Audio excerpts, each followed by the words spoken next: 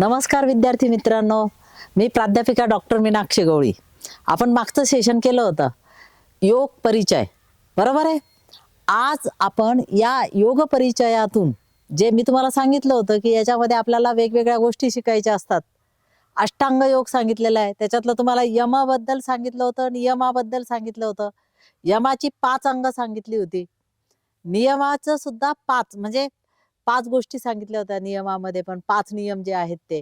यमाचे पण 5 नियम 5 यम सांगितलेले होते. आज आपण बघणार आहोत आसनं.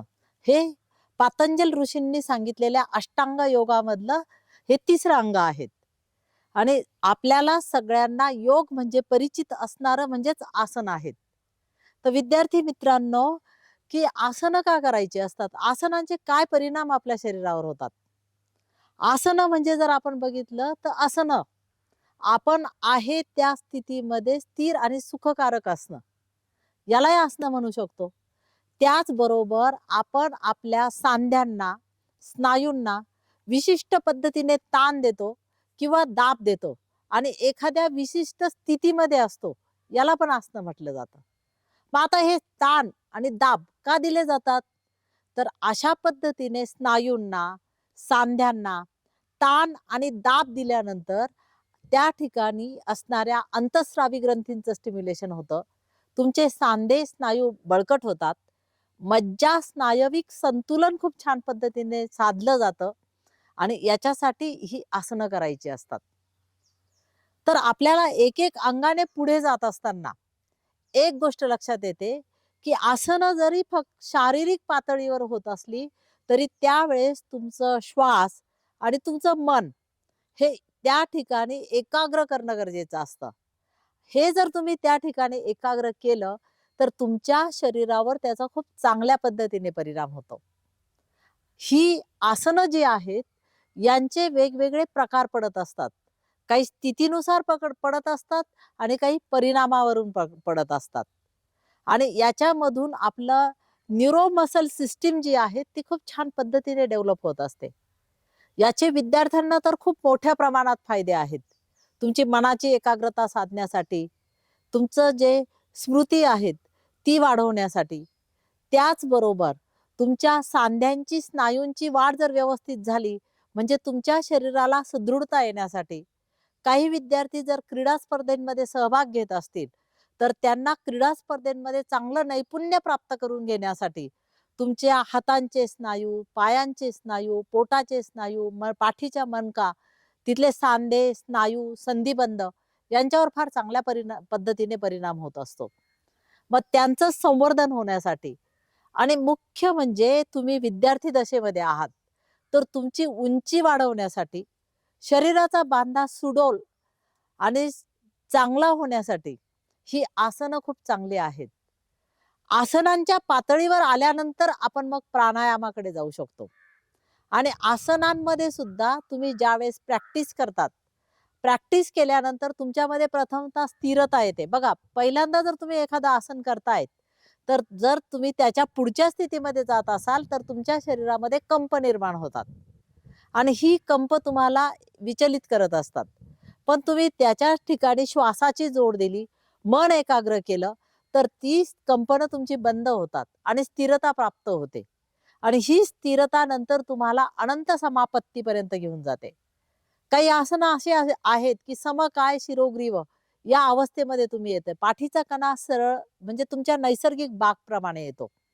आणि त्याच्यामुळे तुम्ही वर्गात बसलेले असताना सुद्धा ज्यावेळेस तुम्ही अध्ययनाचं काम करत असतात, त्यावेळेस सुद्धा तुमच्या मेंदूकडे ज्या संवेदना जातात त्या प्रॉपरली जात असतात.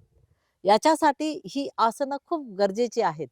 तुम्ही चालताना, तुम्ही बोलताना, तुम्ही बसताना, तुमची कृती ही आकर्षक होण्यासाठी हे आसनं खूप उपयुक्त ठरत असतात.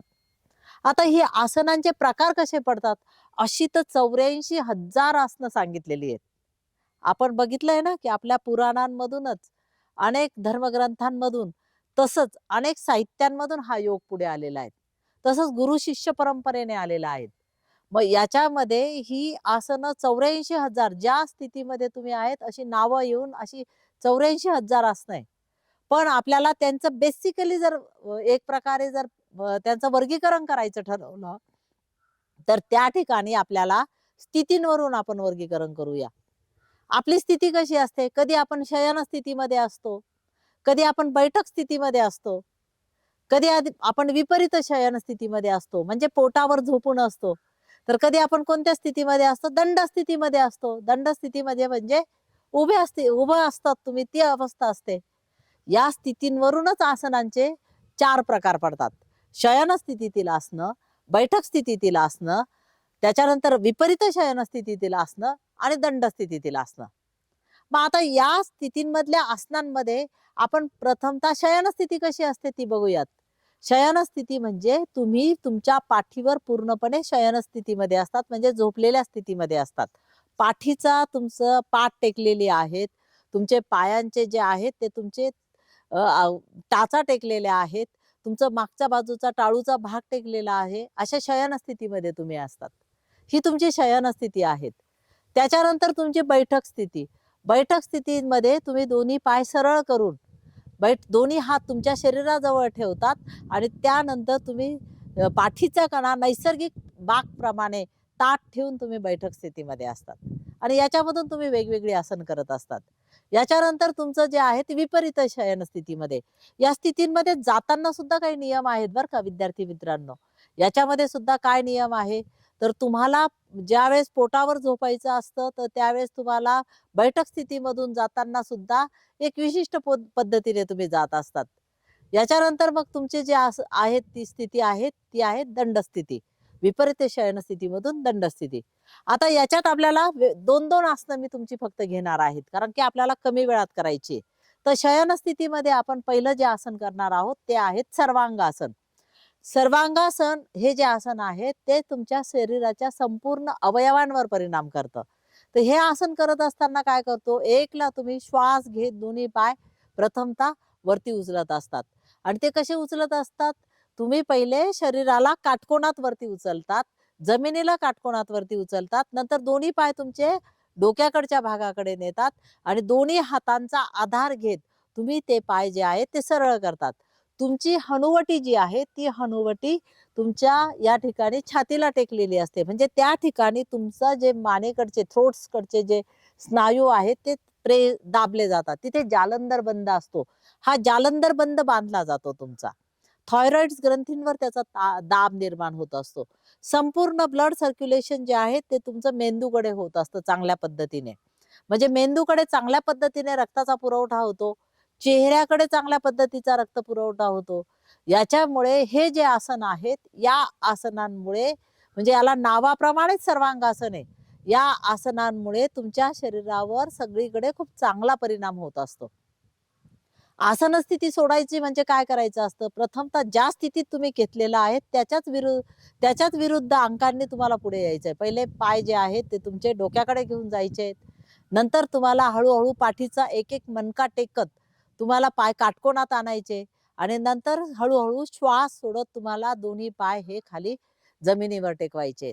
याच्यात तुम्हाला एक लक्षात येईल की आसन घेत असताना तुम्ही कृतीमध्ये बघितलं, ज्या वेळेस आपण गुरुत्वाकर्षणाच्या विरुद्ध बाजूने काम करतो किंवा पोटाला ज्यावेळेस घडी येते त्यावेळेस तुम्हाला श्वास सोडायचा असतो आणि ज्यावेळेस तुम्हाला शरीराचं विस्पारण्याची स्थिती असते तेव्हा तुम्हाला श्वास सोडायचा असतो आणि ज्यावेळेस घडी निर्माण होते त्यावेळेस त्यावेळेस श्वास सोडायचा असतो आणि ज्यावेळेस तुम्ही ते विस्पारायची स्थिती असते तेव्हा श्वास घ्यायचा असतो.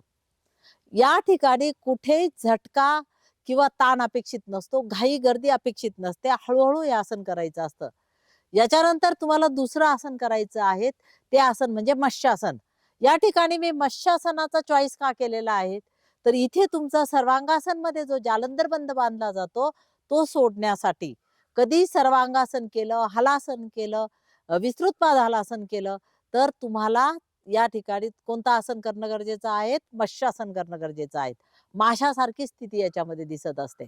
तर मत्स्यासन करत असताना प्रथमतः तुम्हाला काय करायचंय, तुमचा डावा किंवा उजवा पाय गुडघ्यामध्ये घडी करून तो तुम्हाला जर डावा पाय उचलला तर उजव्या पायाच्या जांघेमध्ये, उजवा पाय उचलला तर डाव्या पायाच्या जांघेमध्ये, या पद्धतीने जसं तुम्ही बसून मांडी घालतात ना त्या पद्धतीने तुम्हाला करायचा असतो. पण हा या ठिकाणी बसून पद्मासन स्थिती इथे होत असते. याच्यानंतर दोन्ही हातांचा आधार घ्यायचा असतो आणि दोन्ही हातांचा आधार घेत तुमची मानेचा भाग वरती उचलायचा, त्याच्याबरोबर मणक्याचा भाग वरती उचलला जातो आणि टाळूचा जो भाग आहे तो खाली टेकला जातो आणि दोन्ही हातांनी तुम्हाला म्हणजे विरुद्ध बाजू म्हणजे डाव्या हाताने उजव्या पायाचा अंगठा, उजव्या हाताने डाव्या पायाचा अंगठा पकडायचा आहे. आणि या पद्धतीने बघा खूप सुंदर पद्धतीने या ठिकाणी काय तयार झालेली जी कमान तयार झालेली पाठीची. आणि ज्या ठिकाणी तुमचा सर्वांगासन मध्ये जालंधर बंद बांधला गेलेला होता तिथे तो जालंधर बंद आता सुटलेला आहे. तिथे विरुद्ध दिशेने तुम्हाला ताण निर्माण झालेला आहे. याच्यामुळे काय होतं, अंतःस्रावी ग्रंथींवर खूप चांगला परिणाम होतो, पाठीच्या मणक्यावर परिणाम होतो, मांडीचे स्नायू, गुडघ्याचे स्नायू याच्यावर खूप चांगला परिणाम होत असतो आणि चेहऱ्यावरच्या स्नायूंवर चांगला परिणाम होतो. असं हे मत्स्यासन आहेत. आसन स्थिती सोडताना त्याच विरुद्ध क्रमाने आपल्याला जायचंय. प्रथमतः तुम्हाला दोन्ही हात शरीराजवळ घ्यायचे आहेत. म्हणजे बॅक साईडला घेऊन तुम्हाला पहिले काय करायचंय, जो तुमचा मान जी सरळ केलेली होती ती मान जी तुम्ही वरती उचललेली होती ती मान काय करायची, सरळ करून घ्यायची. याच्यानंतर तुम्हाला तुमचा डावा पाय सरळ करून घ्यायचा आहे, उजवा पाय सरळ करून घ्यायचा आहे. कुठेही तुम्हाला जास्त प्रमाणात हालचाली धक्के द्यायचे नाहीयेत. तर हे अर्धमत्स्येंद्रासन करत असताना बैठक स्थितीमधूनच हे आसन करणार आहोत. एकला तुम्हाला जो सोयीस्कर असेल डावा पाय किंवा उजवा पाय उचलायचा आहे, गुडघ्यामध्ये घडी करायचा आहे, उभा करून तो पाय तुम्हाला डावा पाय जर उचलला तर उजव्या पायाच्या गुडघ्याजवळ तो उभा करून ठेवायचा आहे. दोनला तुमचा उजवा पाय जो आहे तो गुडघ्यामधून घडी करून तुमचा जो टाच आहे ती तुमची नितंबाजवळ आणायची आहे. या पद्धतीने कृती केल्यानंतर तुम्हाला उजवा हात जो आहे, जर तुम्ही डावा पाय घेतलेला असेल तर उजवा हात जो आहे तो उजवा हात तुम्हाला काय करायचा आहे, शरीराला वरती खांद्याच्या सरळ रेषेत घेऊन जायचा आहे आणि नंतर तुम्हाला डाव्या पायाला रेटा देऊन डाव्या पायाचा अंगठा पकडायचा आहे. त्याच्यानंतर याच्यानंतर 4च्या स्थितीला तुम्हाला तुमचा जो मानेने मागच्या बाजूला वळून बघायचा आहे आणि जो तुमचा अ, डावा हात आहे तो डावा हात पाठीच्या बाजूला ठेवायचा आहे. या पद्धतीने काय होतं की तुमच्या ओटीपोटाच्या स्नायूंना पुन्हा तुमचा जो मज्जारज्जू आहे, पाठीचा मणका आहे त्याला खूप छान पद्धतीने बसतो.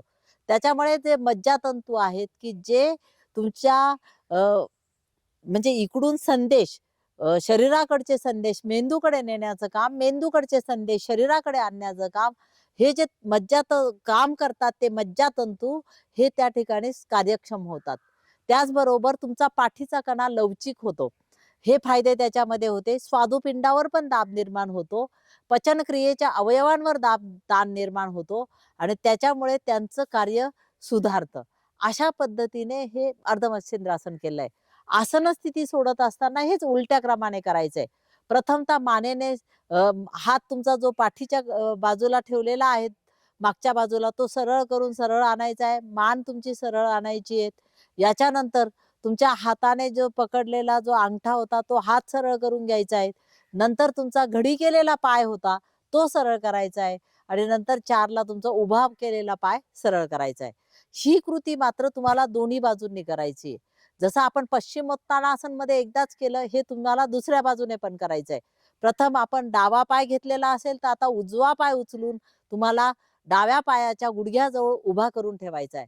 नंतर तुमचा जो डावा पाय आहे तो म्हणजे सॉरी, पहिल्याला आपण उभा करून ठेवला, आता हा घडी करून तुम्हाला टाच ही जी आहे ती नितंबाजवळ घेऊन जायची आहेत, म्हणजे तुमच्या सीटकडे घेऊन जायची आहेत. याच्यानंतर हा घडी केल्यानंतर तुम्हाला डाव्या हाताने उजवा जो पाय आहे उजव्या पायाचा अंगठा पकडायचा आहे. त्या उजव्या पायाला रेटा देऊन तुम्हाला तो अंगठा पकडायचा आहे. यानंतर तुमचा जो उजवा हात आहे तो उजवा हात तुम्हाला मागच्या बाजूला न्यायचा आहे. त्याचबरोबर तुम्हाला मानेने मागच्या बाजूला वळून बघायचंय. या पद्धतीने पुन्हा हे विरुद्ध बाजूने तुम्ही केलंय.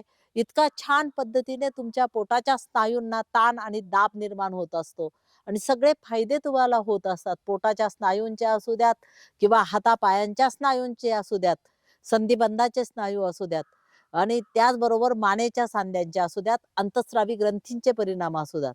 आता यानंतर आसन स्थिती सोडताना कुठेही झटका अपेक्षित नाहीये. आसन स्थिती सोडताना प्रथमतः हळूहळू मान सरळ करायची आहे, त्याबरोबरच हात तुमचा शरीराजवळ येणार आहे. यानंतर तुम्ही ज्या हाताने अंगठा पकडून ठेवलेला होता तो हात सरळ शरीराजवळ येणार आहे. यानंतर तुम्हाला घडी केलेला पाय सरळ करायचा आहे. यानंतर उभा केलेला पाय सरळ करायचा आहे. अशा पद्धतीने तुम्ही बैठक स्थितीमधले 2 आसनं केलेले आहेत. यानंतर आपल्याला जे विपरीत शयन स्थिती आहेत त्याच्यामधले 2 आसनं करायचे आहेत. विपरीत शयन स्थितीमध्ये जात असताना तुम्हाला दोन्ही पाय शरीराजवळ घ्यायचे आणि त्याच्यानंतर डावा पाय मागे, उजवा पाय मागे आणि या पद्धतीने तुम्ही पोटावर शयन स्थिती करत आहात. याच्यामध्ये आपल्याला प्रथमतः एक आसन मी निवडलेलं आहे ते आहे धनुरासन. धनुरासन आपण करणार आहोत. धनुरासन करत असताना आपल्याला काय करायचं आहे, एकला तुमचं शयन स्थितीमध्ये आल्यानंतर प्रथमतः तुमच्या दोन्ही पायांचे जे गुडघ्यांमधून दोन्ही पाय आहेत ते तुम्हाला वळवून तुमच्या नितंबावर आणायचे आहेत. यानंतर तुम्हाला दोन्ही हातांनी पोटापासून पुढचा भाग वरती घेऊन दोन्ही हातांनी डाव्या हाताने डाव्या पायाचा अंगठा, उजव्या हाताने उजव्या पायाचा अंगठा पकडून तुम्हाला काय करायचंय, संपूर्ण शरीर हाताने पायाला रेटा देत संपूर्ण शरीर वरच्या बाजूला उचलायचं आहे आणि ज्या पद्धतीने धनुष्याची ची प्रत्यंचा ओढण्यासाठी आपण जी धनुष्याची जे पुढचा भाग असतो त्या पद्धतीने धनुष्यासारखी स्थिती होते म्हणून याला धनुरासन म्हणतात. याच्यामुळे तुमच्या पोटावरच्या स्नायूंवर खूप छान ताण येतो. छातीच्या स्नायूंवर खूप छान पद्धतीने ताण येत असतो. तिथले फुफ्फुसे आहेत त्या फुफ्फुसांबरोबर तुमचे जे त्या ठिकाणी ज्या लंग्ज आहेत तुमच्या त्याच्यावर ताण येतो. त्याच्यामुळे तुमची दमक्षमता वाढते. पोटावरच्या स्नायूंवर ताण आल्यामुळे तुम्हाला तिथे पचनक्रियेचे कार्य सुलभित होते. अंतःस्रावी ग्रंथींवर परिणाम होतो. त्याच्यामुळे तुमच्यामध्ये ज्या पद्धतीने नैराश्य असेल किंवा आळस असेल तो दूर होऊन जातो. त्याचबरोबर पायांच्या स्नायूंवर आणि हातांच्या स्नायूंवर पण खूप छान परिणाम होत असतो. ते सुदृढ आणि बलवान होतात. अशा पद्धतीने तुम्ही धनुरासन केलेलं आहे. धनुरासन सोडताना त्याच्याच विरुद्ध कृतीने तुम्हाला सोडायचंय. कुठे झटके किंवा ताण अपेक्षित नाहीयेत. या पद्धतीने तुम्ही हे आसन सोडणार आहात. आसन स्थिती सोडल्यानंतर तुम्ही विपरीत शयन स्थितीमध्ये येतात. आता यानंतर मी तुम्हाला शलभासन सांगणार आहे. शलभासनमध्ये तुम्हाला काय करायचंय, ज्या पद्धतीने टोळासारखी स्थिती असते म्हणून याला शलभासन म्हटलेलं आहे. तर हे शलभासन करत असताना दोन्ही हात जे आहेत पहिले तुमची हनुवटी टेकून घ्यायची समोर. दोन्ही हात जे आहेत दोन्ही हातांचे तळवे तुमच्या दोन्ही पायांच्या मांडीजवळ आणून ठेवायचे की त्याला आधार निर्माण होतो. आणि यानंतर श्वास घेत तुम्हाला दोन्ही पाय जे आहेत गुडघ्यात न वाकवता हळूहळू वरती उचलून घ्यायचे. या पद्धतीने तुम्ही काय केलेलं आहे, या ठिकाणी शलभासन केलेलं आहे. आसन स्थिती सोडताना तुम्हाला तीच विरुद्ध कृती प्रथमतः पाय हळूहळू श्वास सोडत खाली टेकायचे आहेत. दोन्ही हात जे आहेत ते तुमच्या मांडीच्या खालून तुम्ही बाजूला करून घ्यायचे आहेत आणि तळवे हे जमिनीकडे टेकून द्यायचे आता आणि मान जी आहे ती तुमची सरळ टेकून घ्यायची. या पद्धतीने तुम्ही शलभासन केलेलं आहे. आता तुम्हाला जे आसन करायचे आहे ते आसन आहेत ते दंड स्थितीमधली आसनं आहेत. दंड स्थितीमध्ये तुम्ही 2 आसनं करणार आहेत. ती दंड स्थितीमधली 2 आसनं जे आहेत ते आहेत वीरासन. वीरासन करत असताना प्रथमतः डावा पाय समोर घ्यायचा आहे. डावा पाय समोर घेतल्यानंतर 90 अंशाच्या कोनामध्ये डावा पाय तुम्हाला वळवायचा आहे. म्हणजे काटकोन 90 अंश काटकोन तुम्ही तिथे केला आहे. दोन्ही हातांनी हात जोडून घ्यायचे आहेत आणि नमस्कार स्थिती करून तुम्हाला दोन्ही हात हे डोक्याच्या वरच्या बाजूला जायचंय. जसे वीर असतात त्या वीरांप्रमाणे ही कृती होते म्हणून याला वीरासन म्हटलेलं आहे. आसन स्थिती सोडताना प्रथमतः दोन्ही हात जे आहेत ते तुमच्या मांडीवरती घेऊन यायचं आहेत. यानंतर तुम्हाला पायातून म्हणजे गुडघा सरळ करून घ्यायचा आहे आणि नंतर पाय आपल्या उजव्या पायाजवळ घेऊन जायचा आहे. हीच कृती तुम्हाला दुसऱ्या बाजूने करायची. पहिले उजवा पाय समोर, नंतर उजव्या पायाचा काटकोन, नंतर दोन्ही हात जोडलेले आणि श्वास घेत तुम्हाला दोन्ही हात डोक्याच्या वरच्या बाजूला घेऊन जायचं. या पद्धतीने तुम्हाला कृती करायची. आता या पद्धतीने जर तुम्ही केलं तर याच्यामध्ये काय होतं, तुमच्या छातीच्या स्नायूंवर, पोटाच्या स्नायूंवर, पायांच्या स्नायू, हातांचे स्नायू याच्यावर आणि मणक्यावर पण खूप चांगला ताण मिळतो, दाब मिळतो काही ठिकाणी. त्याचे खूप चांगला परिणाम तुमच्या शरीरावर होत असतात. आसन स्थिती सोडत असताना पुन्हा तुमचे हात शरीराजवळ आणायचे. दोन्ही पाय तुमचा जो आहे तो पाय सरळ करून तुम्हाला तुमच्या डाव्या पायाजवळ आणायचा आणि दंडस्थितीत उभं राहायचं. असंच आता आपल्याला दंडस्थितीमध्ये तुम्हाला करायचं आहे त्रिकोणासन. त्रिकोणासन पण दोन्ही बाजूंनी अपेक्षित आहे. त्रिकोणासन करत असताना प्रथमतः डावा पाय डाव्या बाजूला घेऊन जायचा आहे. याच्यानंतर डाव्या पायाचा चवडा जो आहे तो तुम्हाला फिरवून घ्यायचा आहे आणि याच्यानंतर त्याला काटकोनात करून घ्यायचा आहे आणि यानंतर तुमचा जो डावा हात जो आहे तो डाव्या पायाच्या चवड्याजवळ टेकवायचा आहे आणि उजवा हात जो आहे तो हळूहळू वरती उचलून तुम्हाला ज्या पद्धतीने त्रिकोण तयार होतो अशा शरीराची स्थिती होते आकृतीत दाखवल्याप्रमाणे. इथे दिसतंय त्या पद्धतीने. याच्यामध्ये सुद्धा स्नायूंना एका दिशेने ताणलं जातं. काही ठिकाणी दाब दिला जातो. संधिबंध स्नायू यांच्यावर खूप चांगला परिणाम होतो. ब्लड सर्क्युलेशन सिस्टीमवर चांगला परिणाम होतो. रुधिराभिसरण त्याचबरोबर श्वसन क्षमतेवर चांगला परिणाम होत असतो. यानंतर आसन स्थिती सोडता असताना उलट्या क्रमाने आपण करणार आहेत. एकला वरती केलेला हात जो होता तो सरळ शरीराजवळ, नंतर कमरेतून सरळ व्हायचंय, नंतर जो डावा पाय डाव्या बाजूला नेला होता त्याचा चवडा तुम्हाला सरळ फिरवून घ्यायचा आहे आणि तो तुमच्या शरीराजवळ आणायचा आहे.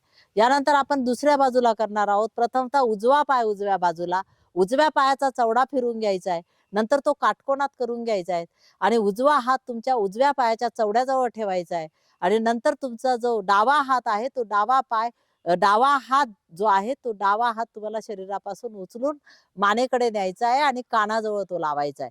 या पद्धतीने त्रिकोणासनासारखी स्थिती होते. शरीर एका बाजूला ताणलं जातं. आता आसन स्थिती सोडत असताना जो तुम्ही कानाकडे दंड लावलेला होता तो हात तुम्हाला शरीराजवळ आणायचा आहे. यानंतर पाय सरळ करून घ्यायचा आहे. शरीर सरळ करून घेऊन तुम्हाला चवडा फिरवून घ्यायचा आहे पुढच्या बाजूला आणि तुमचा उजवा हात शरीराजवळ आणायचा आहे. या पद्धतीने तुम्ही चारही स्थितींमधले आसनं केली आणि ही आसनं मी तुम्हाला दोनच प्रातिनिधिक स्वरूपात इथे दाखवली. आसनांचे परिणामांवरून पण प्रकार पडतात. काही आसनं ही विश्रांतीकारक आहेत, काही आसनं ही ध्यानात्मक आसनं आहेत आणि काही शरीर संवर्धनात्मक आसनं आहेत. इथे आपण शरीर संवर्धनात्मक आसनं केलेली आहेत. अशा पद्धतीने चारही स्थितीमध्ये आसनं केलेली आहेत आणि ही चारही आसनांमधून तुम्हाला बैठक स्थितीमध्ये जी आसनं असतात ती ध्यानात्मक आसनं असतात. कारण त्याच्यामध्ये तुम्ही ध्यान करत असतात. मनाला आणि शरीराला एकत्रित आणण्याचं काम याच्यामध्ये केलं जात असतं आणि त्याच्यामध्ये समकाय शिरोग्रीव असं तुमचा पाठीचा कणा असतो. त्याच्यामध्ये मग पद्मासन असू द्यात, तुमचं वज्रासन असू द्यात, सुखासन असू द्यात, स्वस्तिकासन असू द्यात, ही आसनं त्याच्यामध्ये येत असतात.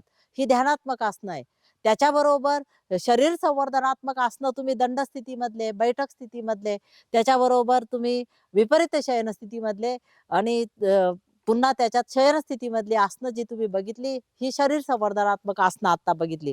आता मी तुम्हाला जी आसनं सांगणार आहे ती आहेत तुमची विश्रांतीकारक आसनं आणि ही करणं खूप गरजेचं आहे.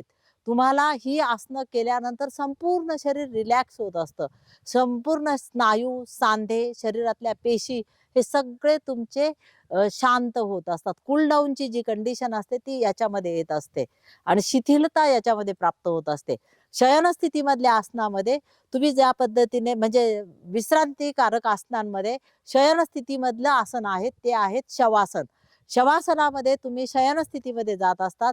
दोन्ही पायांमध्ये अंतर असतं, दोन्ही हातांमध्ये अंतर असतं, मान एका बाजूला कललेली असते आणि पोटाच्या तुमचं जे श्वास घेताय ते पोटाच्या स्नायूंवरती जी हालचाल होते त्याच्यावर तुम्हाला लक्ष केंद्रित करायचं असतं. डोळे अलगद बंद असतात, हातांची तळवाय आकाशाकडे असतात. या पद्धतीने तुम्ही ते आसन करत असतात. हे शवासन आहेत. जाणीवपूर्वक सजग असून विश्रांती घेतली जाते असं हे शवासन आहे. श्रमे जाते शवासनम. कमीत कमी कालावधीत जास्तीत जास्त विश्रांती देणारं आसन हे शवासन आहेत. हे तुम्ही लक्षात घ्या. याच्यानंतर मी तुम्हाला मकरासन बद्दल सांगते. मकरासन म्हणजे पोटावर झोपून करायचं आहे. पोटावर झोपून तुम्ही आसन करत असताना विपरीत शयन स्थितीमध्ये असतं. विपरीत शयन स्थितीमध्ये तुमचं पोटाचा भाग पूर्ण टेकलेला आहे. दोन्ही पायांमध्ये तुमचं अंतर आहे. दोन्ही हात जे आहेत ते दोन्ही हात तुमच्या शरीराजवळ वरच्या बाजूला आहेत. त्याच्यावर मान एका बाजूला कललेली आहेत आणि जशी मगर जी आहे ती समुद्र किनाऱ्यावरती किंवा तुमच्या ज्या ठिकाणी सरोवर आहे त्याच्या किनाऱ्यावर येऊन विश्रांती घेते तशी स्थिती होते. याच्यामध्ये सुद्धा तुम्ही तुमच्या शरीराला पूर्ण शिथिल करू शकतात. असे हे 2 आसनं या ठिकाणी मी सांगितलेले आहेत. तर विद्यार्थी मित्रांनो, या ठिकाणी आपण परिणामांवरून आणि स्थितींवरून आसनांचे प्रकार बघितलेले आहेत. आणि तरी सुद्धा खूप अवघड आसनं केले म्हणजे खूप फायदे होतात असं नाहीये. हळूहळू आपल्याला त्या स्थितीमध्ये जायचं आहे. पहिले स्थिरता आणायची आहे. त्याच्यानंतर समकाय शिरोग्रीव या पद्धतीने बैठक स्थितीमध्ये तुम्हाला टिकून राहायचंय. त्याच्यानंतर अनंत समापत्ती या स्थिती तुम्हाला साधायच्या आहेत. आणि स्थिरम सुखम आसनम ही पतंजल ऋषींनी केलेली जी व्याख्या आहे ती महत्त्वपूर्ण आहे. कुठेतरी कंपन निर्माण होत आहे, कुठेतरी मन विचलित होतंय आणि अशा पद्धतीने जर तुम्ही आसनं केली तर त्याचा तुम्हाला फायदा होणार नाही. संपूर्ण शरीरासाठी, संपूर्ण मनासाठी तुम्हाला जर फायदा करून घ्यायचा असेल, तुमच्या एकाग्रतेसाठी, बुद्धी संवर्धनेसाठी, तुमच्या व्यक्तिमत्व विकासासाठी आसनं ही अत्यंत उपयुक्त आहेत. आणि पुढच्या पायरीवरती जाण्यासाठी म्हणजे प्राणायाम करण्यासाठी आपल्याला ह्या आसनांमध्ये शरीरामध्ये स्थिरता आणणं गरजेचं आहे. शरीरामध्ये लवचिकता निर्माण करणं गरजेचं आहे. शरीरात साठलेला मल त्याचा निचरा या आसनांच्या द्वारे होत असतो. त्याच्यामुळे हे आसनं आपल्या सगळ्यांसाठी खूप उपयुक्त आहेत आणि नक्कीच तुम्ही कराल अशी मी आशा बाळगते. धन्यवाद.